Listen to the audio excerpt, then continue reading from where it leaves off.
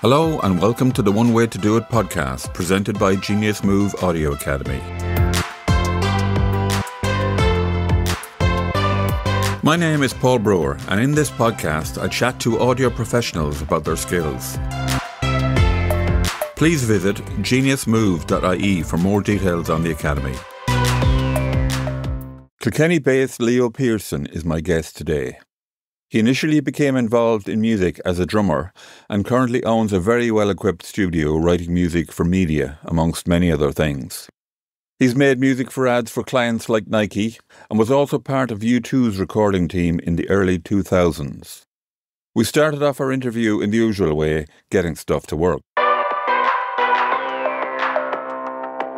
I should have pointed out that I'm cursed when it comes to these kind of Zoom business. Every time, every single time. So, what do you do? Good, fair question. Okay. No, I was just looking at the website this morning. Oh, now, yeah. And media is the first tab to. Yeah. So is that what it is now, or That's the one that pays the bills. right? Okay. Yeah, I saw quite a few Nike, and surely they're worth a few bob now. In fairness. yeah, well, like I'm doing this quite a while. Mm-hmm. I'd say nearly 30 years now in music. And I've been many things. I still do many things. And I think from record production to mixing to engineering to composition, doing all those things gives me a career, because this is a small island, very small industry. I really admire anyone who's just one thing and making a life out of that, because I can see that being quite difficult, So for me, also, it's not purely a financial decision. It's just having an interest in a lot of different aspects of music and audio, So if I met you in a pub and I asked you, what did you do? How would you describe yourself? Well, I suppose, I still get people going, well, Leo, are you still doing the music? So, I guess I'm just doing the music, I cringe at the composer title, or media composer or anything. Like, I don't compose. You make up music. I make up music, exactly, and it's everything from orchestral to hip hop to rockabilly to whatever, you know what I mean? So I'm not writing by candlelight on a staff of paper, You're not sharpening your quill. No. I wish I was, but sadly, no. Yeah. I remember hearing about your name like X amount of years ago, whatever it was, and it was always as a recording engineer. So what's your background? How did you start? Basically, I started as a musician. I was a drummer originally, and I was in bands as a teenager. Weren't we all? Yeah, and I still am. I've always been in bands, no matter what. And I got into... I'll tell you actually how it happened was I left school, and instead of going to college, I went straight to Ireland's sort of first recording school, sound training centre. It had only been open, I think, a year. And I'm sure it's absolutely brilliant now, but it was absolutely awful at the time. And just because they were, nobody knew what they were doing, and they were trying to find their feet. And myself and my friend, Oisin, did it. As you do back then, you do it with your mate, and it was like they had a live course and a studio course. Basically sort of flipped a coin, and I got the live course and he did the studio one. And at the end of it all, long story short, we just decided, why don't we just get a little bit of equipment ourselves and do it that way, And that's what we did. And we started a little small studio with an 8-track reel-to-reel in my mother's basement. Just began teaching ourselves, really. And then I got into samplers, synthesizers, that kind of end of it. That sort of resulted a few years later then, if you remember, in the 90s, every band wanted a bit of electronica in there. You know, a lot of guitar bands wanted this element and they didn't know how to do it. So they invented a job called programmer. And that's what I was for quite a few years, working with bands.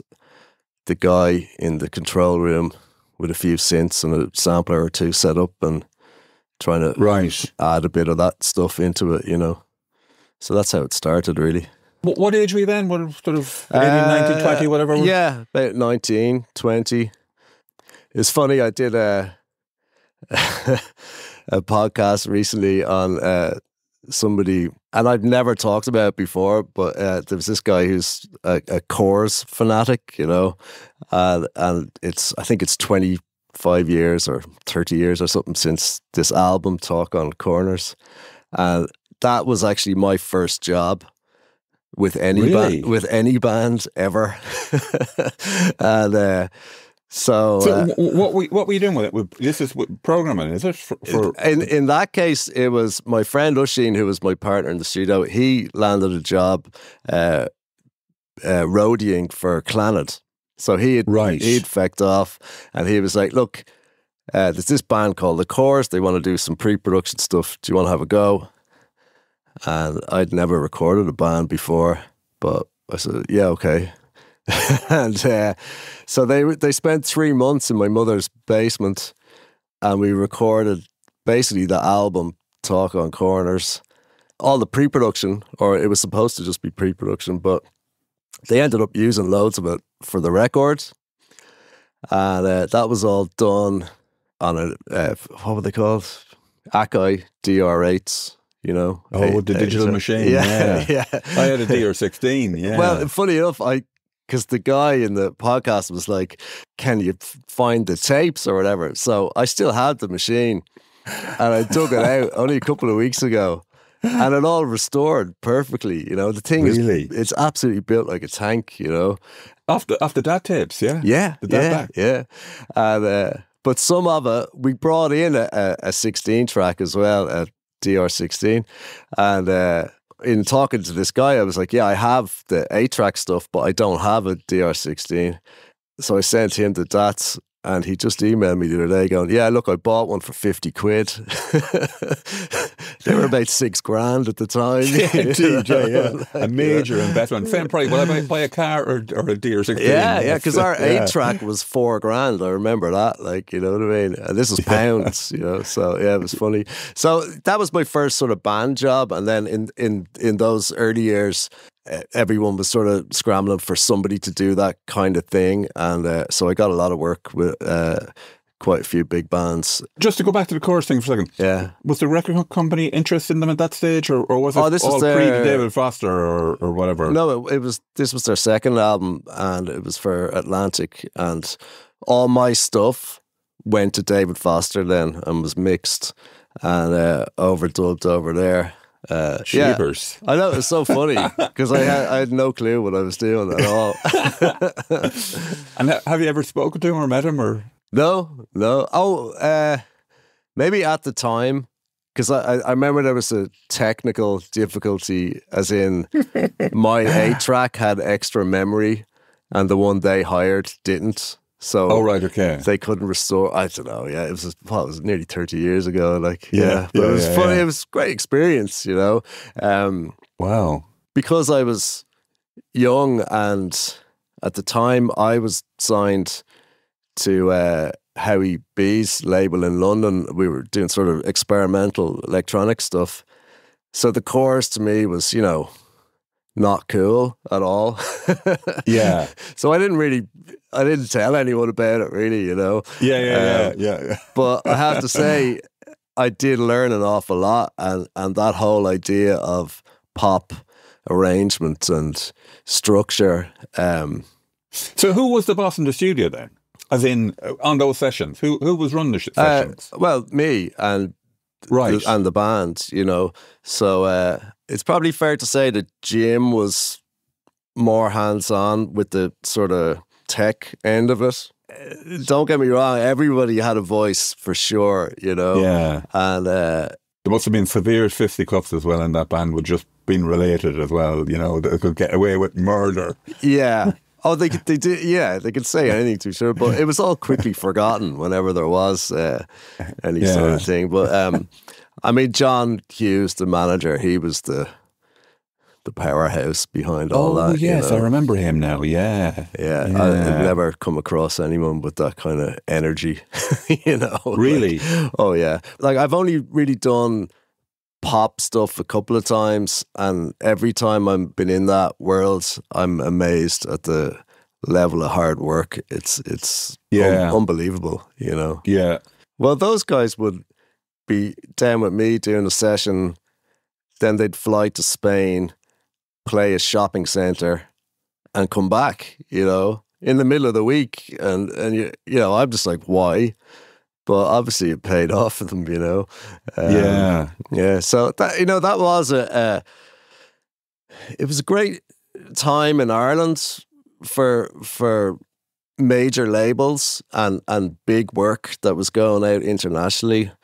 As you remember yourself, there was a lot of like very active working studios and people in the business. Then it just died. You know, I felt anyway, like as soon as a couple of years and the whole Napster and that thing started, all of a sudden the majors just weren't spending money anymore. I seem to remember it as the majors not understanding the process, and the sort of process, you know, a couple of years later. Yeah, I think they stopped spending and stuff. They just got a fright, you know. So budgets were gone, and then the people, from my perspective anyway, the people that were around at that time doing that kind of work disappeared, you know, or else went on to do other things. In my case, I sort of went into production on my own, doing sort of more indie, unsigned kind of bands, that kind of stuff. Did that for a good while. I had a studio in the Factory in Barrow Street. Oh, right, yeah. I was there for about 4 or 5 years. That was a great space, you know, primarily because everybody who was in it was working, doing stuff, you know, which sounds obvious, but there was other places that wasn't the case, you know. So yeah, I sort of pulled back to become, I suppose when I was working with the major label bands, I was always somewhere between the engineer and the producer. Then I sort of got it in my head that I wanted to be the producer. But I don't think I was a very good producer, to be honest. You know, I think I still had too much wanting to be an artist in me. There's an ego there that is less than useful for other people. In that situation. Yeah, for sure. Yeah, because that same ego is the same thing that is valuable on the other side, isn't it? Yeah, absolutely. And like the funny thing is, I still do a small bit of that work. And I'm so much better at it now than I was back then. But it's not something that I do very often. But I do enjoy it because I can take myself out of it, you know, and just focus on what's best for who I'm working with, you know. And that's really a product of growing up, though, isn't it? Absolutely. Yeah. I mean, there's no other way, but it's just, you know, just not being a little shit anymore, you know. Yes, like, you can't be a brilliant old person as a young person. No, well, sadly, no. Yeah, yes, but, indeed, yeah. But yeah, I do still really enjoy that work. Probably, I mean, I enjoy it much more now, probably because I do it less, you know. And I've also kind of got sort of in love with engineering again, and I really like recording now, which I that was always in my way when I was younger. Yeah. You know, but I like the process now. So yeah, it's just bits of everything. Keep you interested. we're sort of in the 90s now. So where did things go from there? Like, you're in Kilkenny now at the moment, aren't you? And Yeah. how long have you been there, and what's going on? I'm here nearly 20 years, you know, so... And is it for the expected reason? Yes and no. Yeah. I'm married, you know, a couple of kids, all that kind of thing. But no, that wasn't why I moved here in the first place. Basically what happened was Paul Brennan from Clannad, again, he lives here. And he got me to do some work many years ago in that same capacity, the sort of programmer, synth guy, you know. And I was visiting here to his studio on and off, and I made friends with the session musicians that were on the gig. And this is while I had a studio in the factory, I think. And then I'm just, you know, I'm paying too much rent, working to pay the rent kind of thing, and got a bit sick of Dublin, got a bit sick of the scene in Dublin. Was talking to a drummer, friend of mine from here, and he said, well, just come down here for a while. I'll sort you out a house, blah, blah, blah. So came down like I brought... It wouldn't happen now, would it? No. And like, you should have seen the house I got. It was beautiful. But so I packed my studio up, moved here with the plan of being here for 3 months, and I never left, you know. But there's been good and bad to that, you know. Like, I'd say the first few years, once I'd sort of got through every local band, there wasn't much to do, you know. And there was definitely a few barren patches career-wise, because my cost of living was so low. I was able to survive, you know.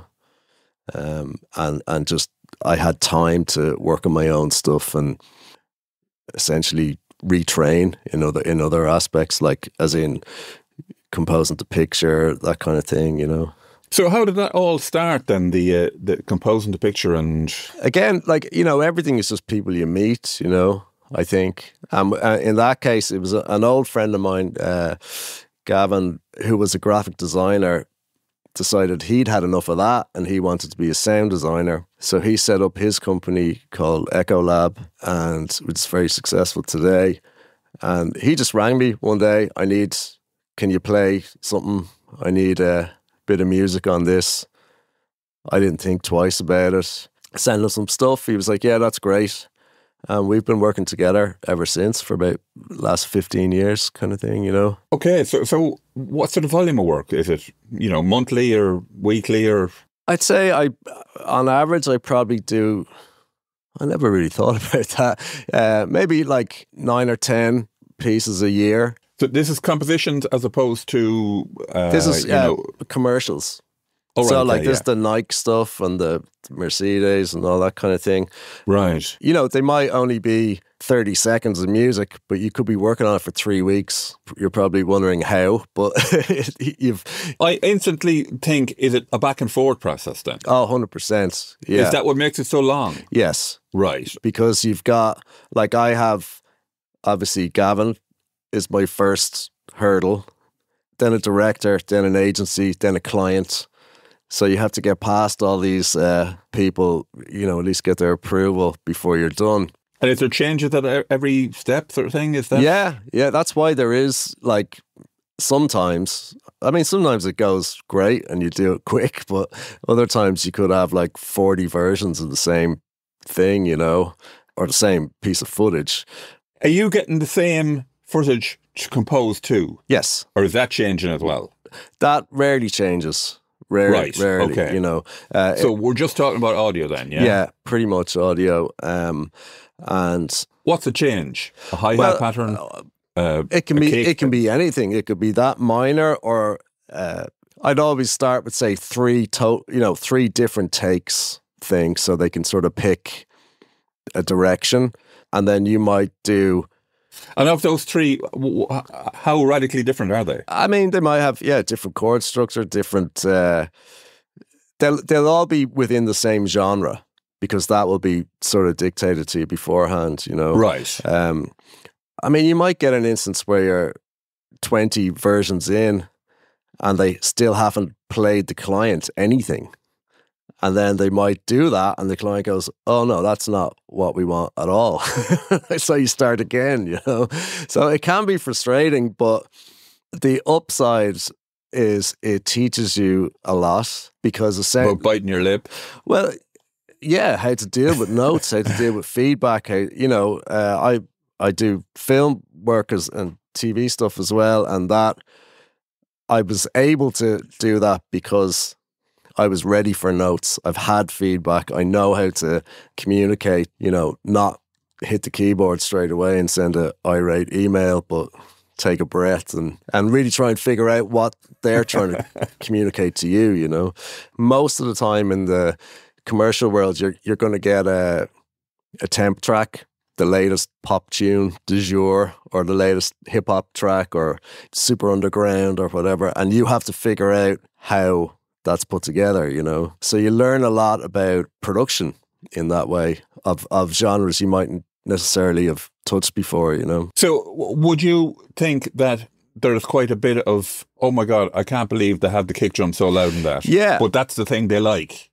You know, that's sort of process. The worst thing that can happen, and often does, is they might pick a really unique piece of music.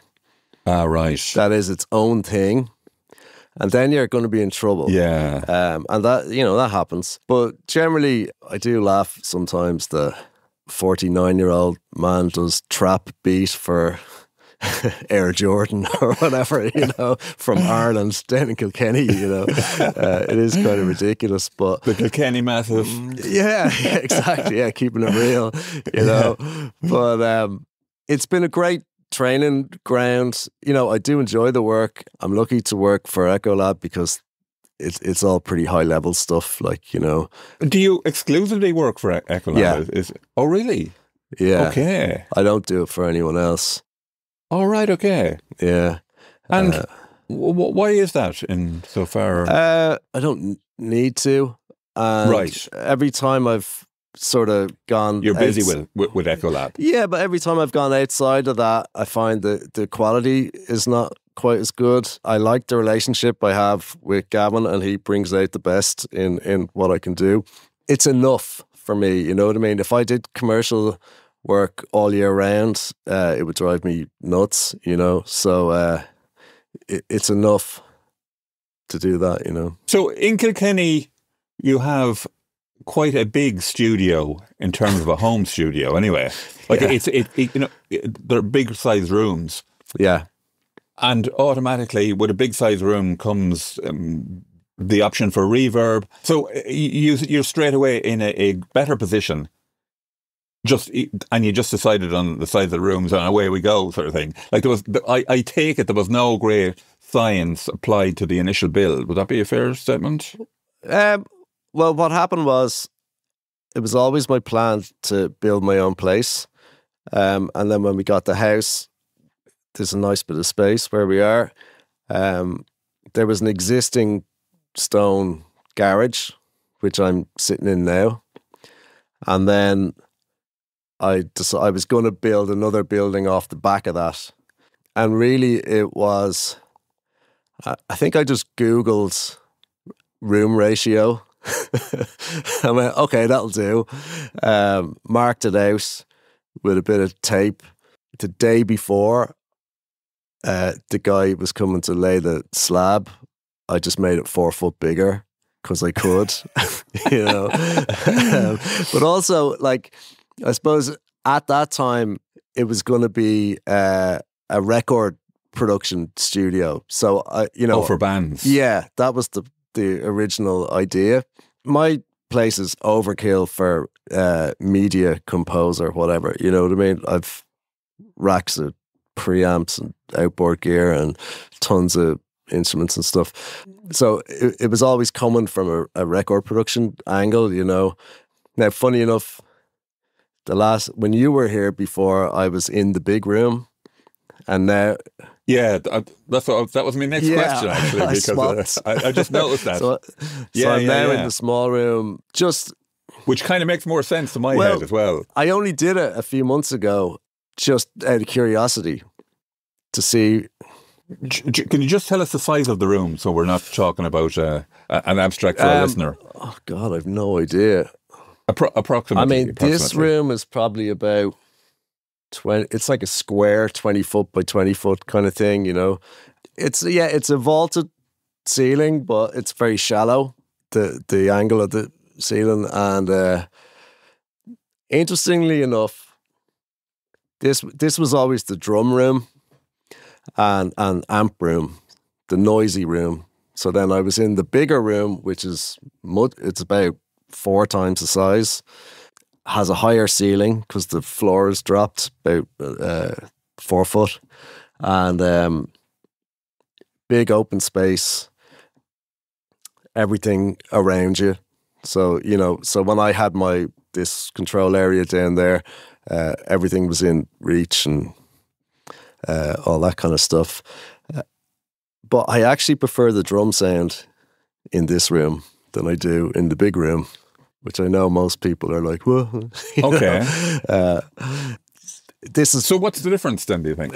This is dry and tight, like right. It really is. The other room is, because it's big and open. It's not reverby or anything. It sounds quite nice. I just like that sort of dry, tight sound, and then the other advantage of me being in that big room is just communication with people. I don't really I have the big glass window and all that, and but it just drives me mad. Talk back, all that kind of shite, So yeah, I like being in the room with everyone. So I'm probably going to move back next month and put the drums back in here. Yeah. Which is no small task. No, indeed. Yes, indeed. So how much of all the stuff that was in the big room have you actually moved? I've just basically moved my racks, like my outboard preamps and compressors and stuff. And I have my amp heads in here, and I have the cabinets out there. And then, but really it's just speakers, keyboard, computer is what I'm using most of the time here, But yeah, I'm excited to sort of get back there because one of the main reasons was I have a live band project and I wanted everyone in the room and that kind of thing. So that's why I sort of moved it back here. But I think it's, nothing really should be made in stone with a creative space either. You know what I mean? Like, I think you should have a bit of fun with moving stuff around and see. It's probably one of my favorite things to do, actually, outside of, it's just standing in a room, looking around going, oh, why don't we put that over there? Or I know what you mean. Patch that in that way or whatever. So, yeah. Yeah. When you have the time, Also, it's another way of generating creativity. Absolutely. The next time you start working on music, you're flexing your muscles in a different way. Yes. And I have too much gear to use all of it. You can't have yes, you can. Yes, you can. But I do. I have too much to use all at the same time. So, right. What I've started doing in the last few years is just building stations.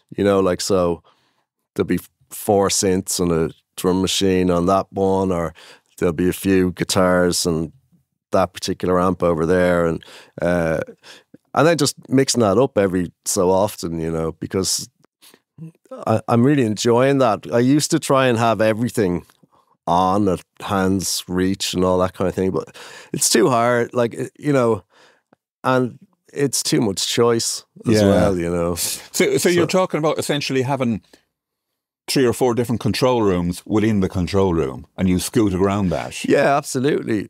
Yeah, and it can even be. It doesn't even have to be that complex. It could just be pulling a particular keyboard out that you haven't used in a while and setting it up through a particular pre or effect that you don't, that's been gathering dust, and gets you excited again.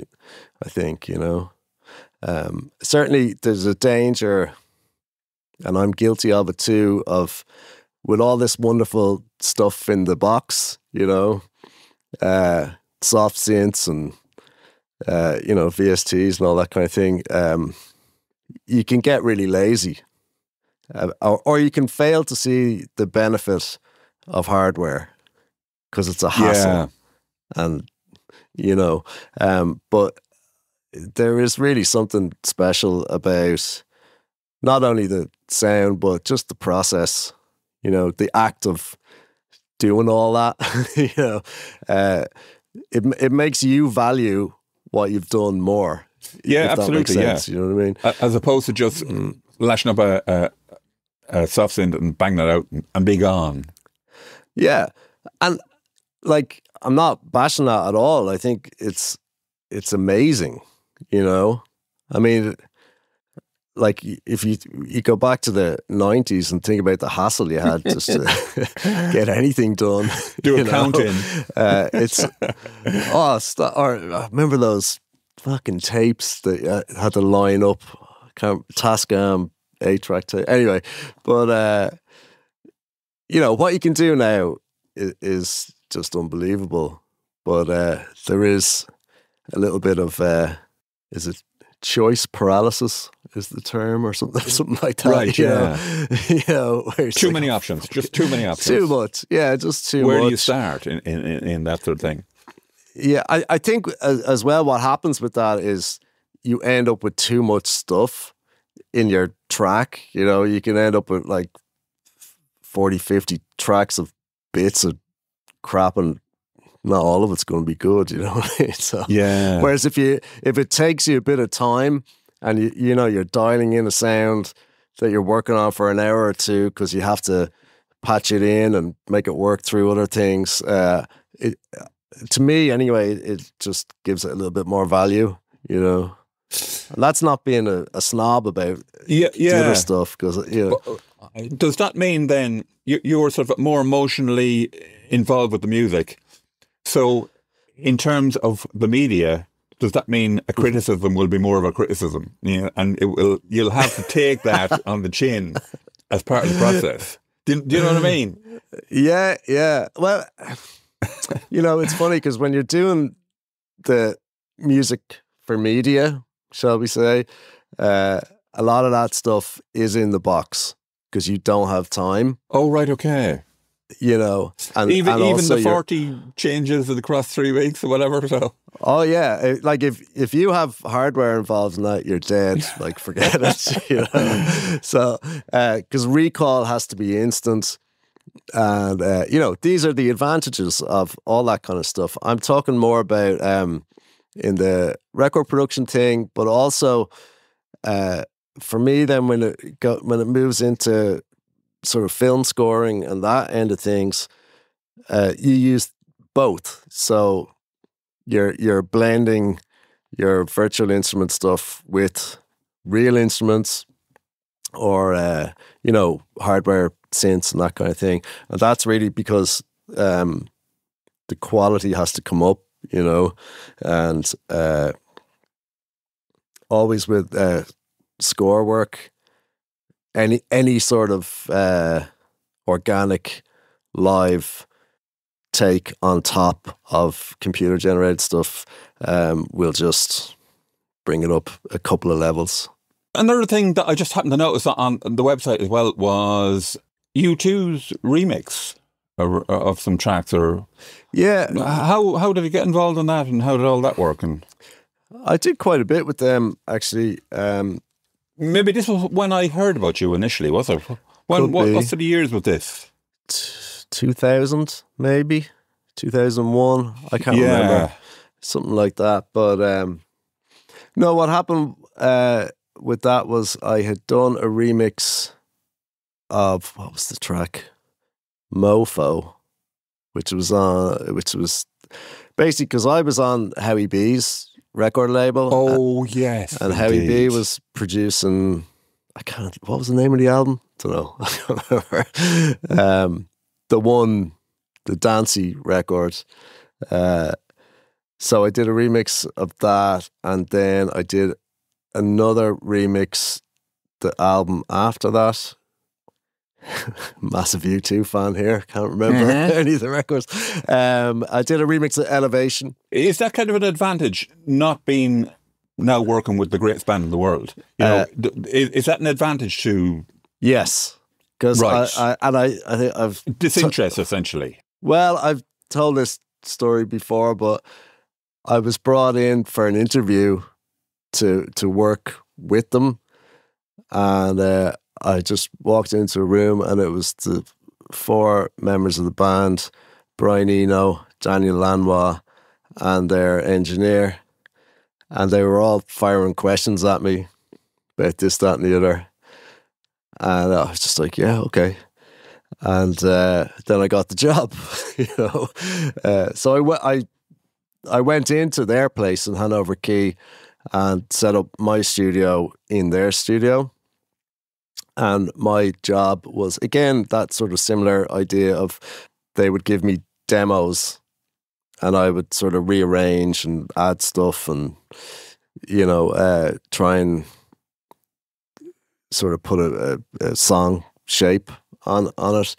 And I did that for a couple of months one summer, which was phenomenal experience with Eno and Lanois. And then I came back a year or two later and did it again on another record with them again. So yeah, that was invaluable kind of college for me, you know. Yeah. So what sort of questions were they asking you? Jeez, I can't remember, but I didn't know who. Like, what does Larry ask you? Oh, you'd be surprised. Yeah. Right. Oh, well, yeah. I am surprised. Well, Tell he's me. the boss, you know what I mean? Yeah, he's the one guy you need to impress, you know. Right, okay. I think all I remember really about it was Daniel Lanois was asking me sort of, you know, tech questions, like what I was recording on and how, if I was to bring my stuff in, how would we transfer stuff backwards and forwards and that kind of, nothing very personal or interesting. I don't know. I'm guessing because of my sort of lack of awareness around the situation, probably got me the gig, you know, and it was just like, oh, well, he doesn't seem too fazed by any of this, so let's try him out, you know. Right. As opposed to a lad sitting there with a loose jaw all the time, so yeah. Yeah. Now, like, don't get me wrong, I grew up with U2. I knew, I'd been to loads of their gigs and I knew all about them, but they weren't my band or anything like that, you know. But I after working with them for that period of time, nothing but respect for how they go about it and what they achieve, obviously, you know. They taught me a lot about being able to discard things, you know, no matter how long you might have worked on tracks and just, yeah, that's good, but it's not great, you know, this kind of approach. And also just watching Bono in action as a vocalist is absolutely unbelievable. You know, I don't think he gets enough credit for that, really, you know. The main album was All That You Can't Leave Behind, that record. But just in terms of his melodic, you know, his ability to fire out melody after melody after melody over the same piece of music just blew my mind. Like, I just couldn't believe it, you know. An interesting dynamic is how Edge would be like a real studio nerd, you know, and obsessive listening, obsessive sound creation. So he would be there in the studio more than anyone. But it's not a very inclusive process with him, you know, because he's so sort of zoned in on what he's doing himself. So the atmosphere might be a little bit, you feel like you're waiting around a bit, you know. But then when the other fella shows up, it's like, right, it's happening, let's go, you know. And it's just so impressive to sit back and observe, you know. So I learned a lot from that. There's not many drummers that have like 3 or 4 drum intros of songs that you know from a mile off. Like, you know what I mean? I mean, it just doesn't happen. Certainly not anymore, you know. And he plays his own ability down as a drummer, but no one has that particular feel that he has, you know. It's what's it called? Some of its parts, you know what I mean? Like, it takes the four of them to make it happen, I think, you know. So that's Leo's way to do it. Many thanks to him for a great chat. Find a course to suit you at www.geniusmove.ie. Thanks for listening.